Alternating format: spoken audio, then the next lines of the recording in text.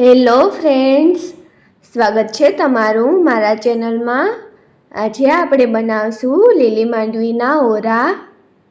ઓરા બનાવવા માટે આપણે ખેતરમાંથી માંડવીને ઉપાડી લેવાની છે। આ રીતે આપણે માંડવીને ઉપાડી લઈશું અને માંડવીમાં આ ધૂળ લાગેલી છે એને આ રીતે ખંખેરી લેવાની છે।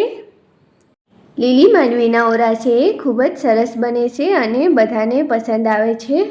ઓરા બનાવવા માટે મેં આટલી માંડવી ઉપાડી લીધી છે। હવે આપણે માંડવીમાંથી ડોડવાને તોડી લેવાના છે। આ રીતે આપણે આમાંથી ડોડવાને તોડી લઈશું।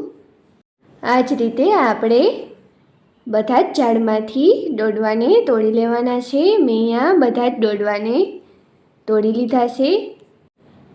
હવે આને શેકવા માટે મેં અહીંયા થોડાક બળતણ અને સૂકું ઘાસ લઈ લીધું છે। એની ઉપર માંડવીને આપણે આ રીતે રાખી દેવાની। ત્યાર પછી ઘાસને આ રીતે સળગાવીને માંડવીને શેકી લેવાની। લીલી માંડવીના ઓરા છે વાડીમાં આ રીતે બનતા હોય છે। હજી થોડું સૂકું ઘાસ રાખી દઈએ જેથી નીચે રાખેલા ઝીણા બળતણ પણ સળગે અને ઓરા છે એ જલ્દી બનીને તૈયાર થઈ જાય। આ રીતે થોડી જ વારમાં ઓરા છે એ બનીને તૈયાર થઈ જશે।